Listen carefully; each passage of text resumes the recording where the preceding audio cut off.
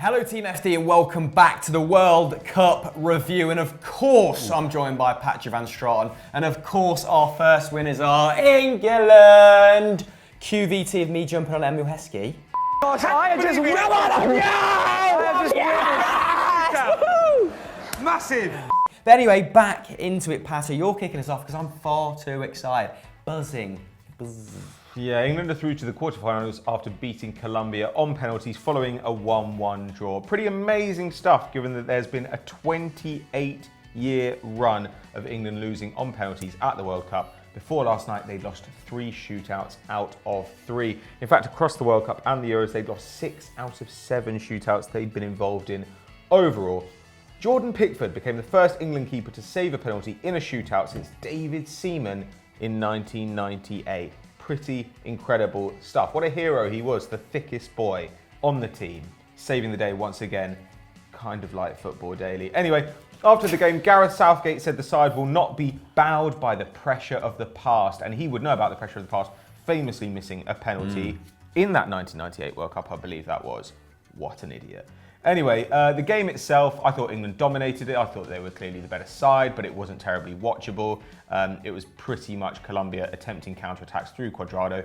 They had pretty much no incisive passing presence because they had no James Rodriguez. And England were kind of lacking a bit of creative quality as well. Once Dele Alli got injured, Raheem Sterling was trying to beat a lot of guys on his own. There were 8 yellow cards in this game and 6 of them went to Colombia, and that's pretty much the story of the match right there. Extremely attritional, wasn't it? Colombia being houses of the finest order, particularly for that Harry Kane penalty off the ball. And will you stop berating our national heroes, please? Southgate an idiot, Pickford an idiot. Will you just... I didn't call Pickford an idiot. You just bloody stop it. You said he was the thickest guy in the England team. No, thick like a thick boy. Oh, right, okay. Thick with 2 C's. I'm just used to you calling people thick. I mean, he is probably thick. He looks a bit stupid. Thick with 2 C's? But he's a very good keeper. Is he? I've never recognised that. Has he got a bit of junk in the trunk? Oh, mate. You've no idea. Is he a porg? You've no idea. Anyway, but nevertheless, there were some England players that tried to play the beautiful game and they didn't get sucked into Colombia's game plan. And Kieran Trippier was one of those players. He was man of the match on the night, made more tackles, 8, than any other player has managed in a single game at the World Cup at this point. Pretty impressive stuff, isn't it? And is a reflection of what kind of game it was. He also completed 3 out of 4 aerial duels, not bad for a wee man, and completed 2 of his 3 attempted dribbles. Was effective on the overlap first half, I thought, not so much the second half, but offered much more going forward than Ashley Young. That did change when Rose came on, and I believe that might be a consideration, Patrick, for the next game. I think I'd go for Rose. Danny Rose was very good when he came on. Also, a big shout out to the 2 Harrys. That's Maguire with his microwave head, and Kane, who won 12 and 11 aerial duels respectively. Kane became the first England player to score in 6 consecutive appearances too, since Tommy Lawton in 1939. He's now scored in all 8 of the games in which he's been captain, so relishing that extra responsibility, it would seem. And the coolness for that penalty, because there was a 5-minute build-up to it. Cannot be underestimated. He also drew 9 fouls from the Colombia side, which is more than any other player since Alan Shearer against Tunisia in '98. So these teams are really starting to target him. Yeah. He's becoming, he's receiving the superstar treatment. Yeah, I suppose he is, Yeah, much in the same way that sort of Ronaldo, Messi and Neymar have had it at this World Cup from the more robust sides. Let's say. And here's a novelty stat for you. Jordan Henderson is unbeaten in 28 games in an England shirt now. Won 22, drawing 6, the longest run of any England player ever. Didn't enjoy his greatest night. I think he had a pass accuracy of around 65%. But definitely put himself about, and he had a second wind in that second half of extra time in which I thought he was very good. Really stabilised the midfield when we were looking a little bit ragged. But you know, he's missed the penalty. Let's hope this drives him on to a better performance against Sweden. A truly epic night for English football, but will this spur the team on, Patrick, to the first final since 1966? We now have Sweden. We know that Sweden are a very defensively sound side, very disciplined. We're going to need a fully fit Dele Alli. We're going to need Jesse Lingard to be at the races. Kieran Trippier and Danny Rose to be on the overlap to get to the byline, let's say. What do you think? I don't know, I kind of feel like Loftus-Cheek could have a part to play in that game. Interesting. They are going to sit deep. The thing is, if England score an early goal, I'd expect it to be easy for them. I'd expect it to be a blowout. If they go behind, it'll be a really rough day because the Swedes are going to sit deep, they're going to counter-attack, really hard to break down. So maybe that guy who can burst through the first couple of players, like Loftus-Cheek, would be worthwhile, because last night, Sterling's having to drop so deep and like drive through the whole midfield before he even gets to the back line. It's a lot of responsibility for a young man, and they don't have an excellent midfield passer in the squad. Nobody.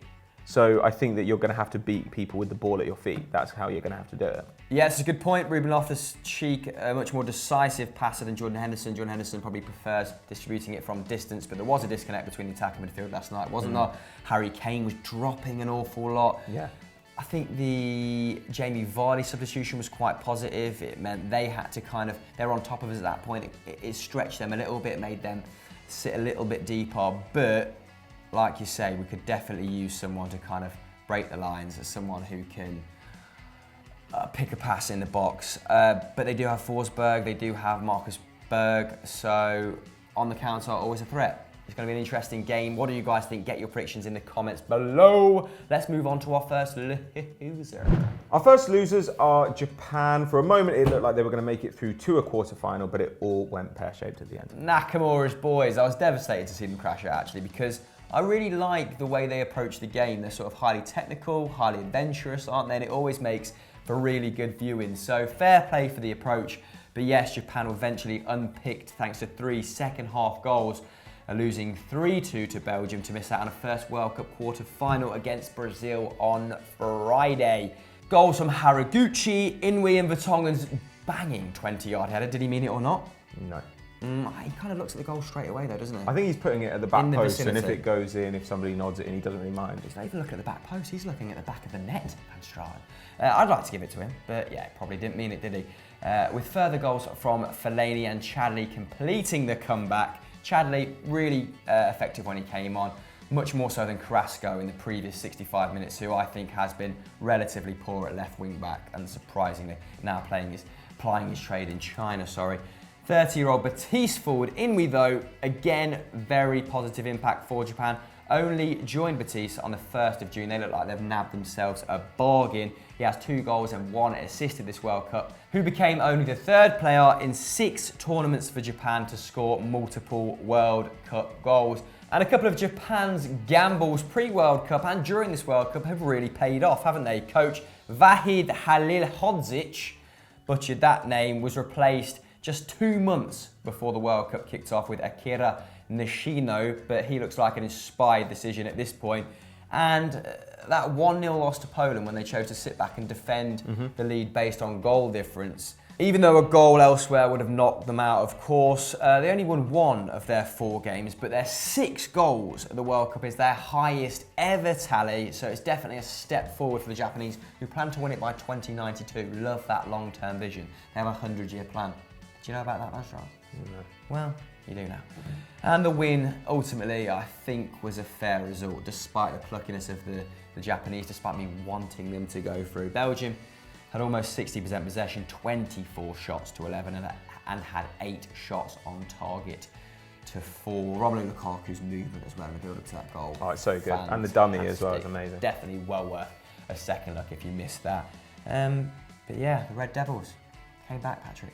Yeah, they're the first side to come back from 2 goals down to win a World Cup knockout game since West Germany versus England in 1970. They're unbeaten in 23. No side has scored more than their 12 goals in the 4 games they've played at this tournament. They've reached successive quarter-finals for the first time. Now, I think one of the joys, actually, of this ridiculous Belgium side under Bobby Martinez is that Eden Hazard is playing with the handbrake off. So he's been involved in 19 goals in 18 games since Martinez took over. I think he's got 10 goals and 9 assists. And you sort of see what he's capable of. You see other wide players in the world who are getting pretty much a goal a game, and Hazard hasn't really had that freedom at a mostly defensive Chelsea side. So it's fun to see what he can do. In this match, 5 dribbles, an assist, had 3 shots. 1 was on target, 1 hit the post. You just see him being like an all-round kind of dervish in attack, and that's really exciting as a fan of Eden Hazard. Lovely word. And that second touch before he put in the cross for Fellaini's header was wonderful. The turn of the body. Not many players have that that low centre of gravity. Oh, the shimmy. Yeah, the balance on the guy is absolutely unbelievable. But it's really at the end of the pitch, and we highlighted this very early on, that Belgium's problems are. You know, they're defensively, they haven't kept a clean sheet in 12 World Cup knockout matches. That's over the course of their history. Obviously, they've conceded 28. But when you've got that amount of quality in the squad and on the bench, it does give you the ability to keep going. In this World Cup so far, there have been 9 90th minute winners. There are only 10 in the previous 5 tournaments combined. So depth of squad could really make a difference as we go on.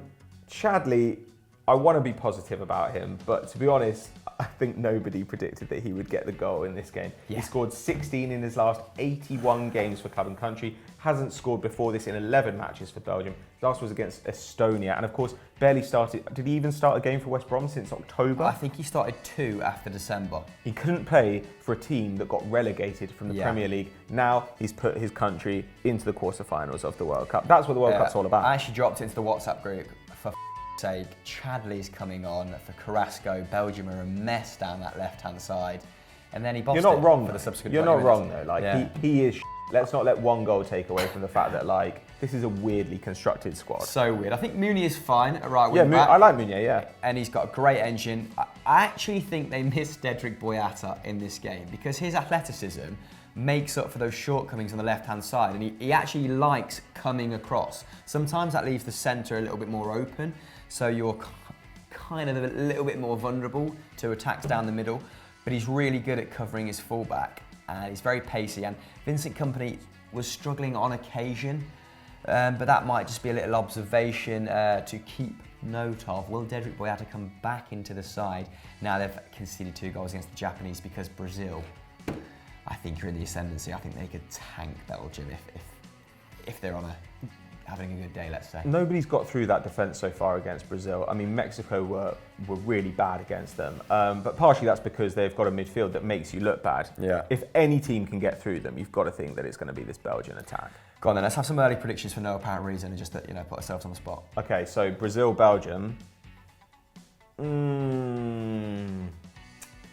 This is difficult. I think this one might go to extra time, though. Ooh, I'm going to go 3-1 Brazil. I'm going to go 2-2, and Brazil go through on pens. Nice. Right. Very specific. Next section. On the subject of Brazil then, they are of course our next winners, the Canaries. What happened against Mexico? Well, it was kind of a straightforward victory for Brazil. 2-0, goals from Neymar and Bobby Firmino take them to their 7th consecutive World Cup quarter-final. And Neymar's goal, which came in the 51st minute, was their 227th World Cup goal, which means they overtake Germany as top scorers. Now, Neymar has been kind of getting mixed reviews at this World Cup, and in fairness, the first couple of games he wasn't quite at the races. He was attempting too much, but when you look at his stats now, he's really coming into his own. He's got the most shots at the tournament with 23, the most shots on target with 12, and he's created the most chances with 16. He's been involved in 20 goals in his last 19 games for the Seleção. He's got 11 goals and 9 assists. That is outrageous. But the thing is about Neymar is he will always give ammunition to his critics. So in the kind of last 10 minutes of this game, he got his ankle tapped by Miguel Layún, and he rolled around like he'd been shot, and everyone, who hates Neymar gets their opportunity to shout at him. But we had a look at his numbers this tournament for fouls. He's been fouled 23 times, which is 1 every 16 minutes he's been on the field. He spent so much time lying on the ground, mate. So I can kind of understand why. I can kind of understand why he's getting pissed off about it. But you know what? If it drives him on to produce performances like this, then Brazil won't give. I don't know. I kind of think it's just a bit embarrassing. It's annoying. It's annoying. I don't like it. But on the other hand, I'm just kind of like, at the last World Cup, he didn't feel like he got enough protection, and he ended up sitting out the semi-final because somebody absolutely clattered him and broke one of his vertebrae. Yeah. Like, you can understand now why he's like, if someone touches me, I'm going to go down and get that person booked. I don't know. It's annoying, but it's also like, it's their livelihood, and I can understand how an injury feels like the end of the world to some extent. Yeah, that's an interesting observation. Is Neymar doing this to protect himself, maybe with 2014 in mind, or is it just plain embarrassing, guys? Let us know in the poll just above. But let's talk about El Tri, because this means they've now been eliminated in the last 16 stage in every tournament since 1986. That's 7 tournaments in total, more than twice any other nation. And they still haven't scored against Brazil in 5 World Cup meetings. They've marked the card a few times in the Gold Cup, in the Copa America, but not in the World Cup when it matters. Few standout performers in this tournament for Mexico, and props to Guardado and Hector Herrera, because I think without them pairing midfield, they really would have struggled. They have been the linchpins of that side. I think the general fitness of the team has left a lot to be desired. They look like the performance has dropped kind of 60, 70 minute onwards, and they are subsequently being punished in the latter stages of games. We saw it with Bobby Firmino here, didn't we? But Ochoa, again, loves the World Cup, didn't he? And has had a stand-out tournament. He made a massive 8 saves in this game. 8. He's made 25 in total in Mexico's 4 games, 4 better than the next goalkeeper, Schmeichel, who's also had a very impressive tournament. Willian was particularly good in this game as well. 2 shots, 2 on target, 2 aerial duels won, 7 dribbles completed. When you've got Neymar and Willian in that sort of form on both wings, then you know you're in for a tough day. 2 aerial duels won? And 1 assist. I'm guessing, you know, I mean, the Mexicans aren't the tallest, are they? How's that happened? But old Macy Gray, maybe, I don't know, just that, fair enough. body of his. Jesus. Firmino substituted on in the 86th minute, found time to not only grab a goal, but also put in 3 tackles. That's classic Bobby Firmino. Yeah, loves a bit of hard work, doesn't he? And that's why he's captured the hearts of the Brits, you know, because bloody loves a tackle, doesn't he? So, Brazil unbeaten in 15 matches in all competitions, conceding just 3 goals, like Pato said. Ominously tight, that defence. Yeah. Because that's what they've kind of lacked at the last couple of tournaments, haven't they? And now it would appear they've got that defensive steel to go with the silk up top. But also, like you said, almost like you made a couple of decent points in the last section. If one team is well equipped to take on this Brazil side, it is Belgium with that spoil of forward talent.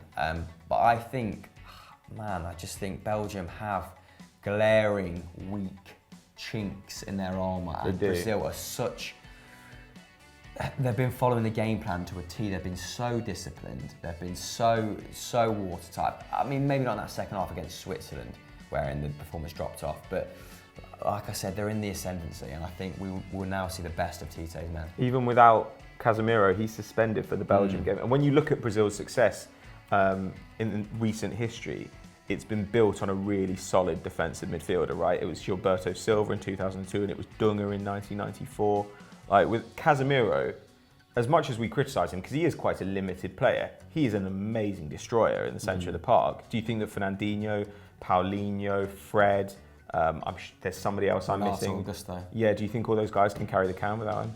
I think Fernandinho in particular, yes. I'd be worried if you were asking for sort of that defensive discipline from a Renato Augusto or a Paulinho, because they're a little bit more box to box, and you see that, we've seen that in qualification where they've chipped in with goals and assists, but it's a really well-rounded Brazil side, and what a player to bring in with Casemiro injured, Fernandinho, who's just kind of come off the back of a fantastic Left solo Fabinho season. at home, didn't even need him. Didn't need Fabinho, but yeah, I think they'll stifle Belgium. Maybe Belgium can work them from set pieces. We've seen they're kind of a little bit vulnerable there. Thiago Silva, not the tallest. Who else have they got? Who's the linchpin of their side? Plays for Inter Milan. Oh, Miranda. Miranda. Probably Fran then. Fran was an ex-Arsenal player, right? Yeah. Yeah, definitely not playing. Fran Marino. But what do you think, guys, is going to happen? Was he Spanish? Fran Marino, yeah. Yeah. What a weird tangent to go off. Let us know your score predictions in the comments below. Our second and final losers are Switzerland. It was disappointing to see them go, but go they have. Yeah, they lost 1-0 to a stoic Sweden after conceding a 60th minute goal to crash out of the World Cup. Also seeing defender Michael Lang end his tournament on a sour note, getting sent off in the last minute. Now that single goal came from Emil Forsberg, who had been knocking on the door prior to this. Actually, before his goal, Forsberg was the player with the joint most attempts at this World Cup without scoring. So perhaps a bit unfortunate. Top of that list with Marcus Berg, his fellow Swede. They have now won back-to-back World Cup matches for the first time since 1958, when they won the quarterfinals and semi-finals. on their way to the final as the host nation that year, beaten by Brazil ultimately, the only South American team to win a World Cup final on European soil. Of course, Sweden have now won each of their last 3 World Cup matches when level at half-time. Bit of a rogue stat there for you. Whereas Switzerland are winless in their last 3 such games in the competition, drawing 1, losing 2. So maybe their card was marked coming in at half-time. Yeah. 0-0. Kind of clutching at straws there, aren't we, a little bit? But well, it was kind of a dour game. Like there wasn't a lot of goalmouth action in it. Switzerland have actually not found the net in a knockout game at the World Cup since June 1954, when they lost 7-5 to Austria. Sick. Used up all their goals then. Haven't got one from their 68 shots in last 16 matches since. As a result, obviously, they've been eliminated in all 7 of their last knockout appearances at the World Cup. But they rarely get beaten. They've only lost 4 games out of their last 15 at the tournament. And once again, I thought they put in a pretty decent showing. They're just a little bit limited when it comes to that final little bit of quality in the attacking third. They actually went into the round of 16 kind of having pedigree on their side. Weirdly, they were the highest ranked team on that side of the draw, above Sweden, England, Colombia, Russia and Croatia. They were the only one in the top 10, and they were actually undefeated since October last year when they lost 2-0 to Portugal. However, in this game, they just couldn't create high quality chances. Only 4 shots on target out of a total of 18. So while Sweden go on to face England at 3 o'clock on Saturday, Switzerland are going home. Kind of ominous signs for England though. They've only won 1 of their 8 competitive matches versus the Swedes. That was a 3-2 win at the 2012 Euros. They've drawn both of their games against them at the World Cup. Ooh. What do you think is going to happen? Because I kind of think it just depends what happens first in this game. Oh, it is crucial. And I think as a result, what I like about going through Colombia in that fashion is that the worst case scenario has come about, okay? What, penalty shootout? Yeah, exactly. Losing a penalty shootout. I think there's going to be a little bit more fearlessness about England next time we play as a result of getting to the quarterfinal, because the quarterfinals were the expectations, right? So this young side has been playing with a bit more freedom, but hopefully whatever's preceded this game enables them to play with even more freedom. And I just think that Jesse Lingard and Dele Alli are going to be crucial against these sitting defences, the deep block of Sweden, and they need to be more involved. And Dele Alli needs to be. I think we need to make a decision over whether we start him or not, because he did not look fit against Colombia. At some point, you've got to trust your squad. Yeah. So like you said, Ruben Loftus-Cheek could be the answer. Very good dribbler, isn't he? Very good at retaining possession. Good at operating in tight areas, has got that tactical versatility, can play kind of wide, centrally as well. I'm positive though, really positive. I think it's going to be a similar challenge to Colombia. They might make it a little bit attritional, but I think they've perhaps got a bit more of a game plan. Colombia reverted from their 4-2-3-1 to that 4-3-3, which is quite interesting. They did go for it on occasion. Cuadrado could have scored, couldn't he, on the counter? I don't know. I think I'm going to be really fascinated as to how Sweden approach this. I think these are 2 sides playing towards the top of their ability level. Like Croatia aren't that good. Like Croatia are okay. Like they've got an amazing midfield, but when you look at that talent, I think they should be a little better than they are. Yeah. Russia are performing, I'd say, above the level of which they should be legally capable. Artificially, yeah, or not. Yeah, I'd say they've been boosted, let's say, by the home crowd. They're just injected with their performance enthusiasm. Their performances have been dope. I think we can all agree with that. But I don't know. I think that if England come through this, then they've got to fancy themselves to get to the final. Yeah, I don't want to say it though. What about where it's coming? Is it coming home? So that's it for this week's World Cup review. The next one will be on Euro Football Daily, and it will be the quarter-finals. So make sure you join us for that if you want to hear about all the stats and statistics after the game, and of course our opinions, as lowly as they are. What else is on Football Daily, Euro Football Daily this week? Oh God above. We've got a stat wars, an OG stat wars between the two of us. So that's going to be fun for you to watch. We've obviously got 10s, 11s. What else do we have? I don't actually know. I don't care. You should just watch the World Cup, enjoy it, because it will be over, and the next time you'll be 32. And it'll be in Qatar, you know. Yeah. Stadiums built on bodies. Can't even take my boyfriend.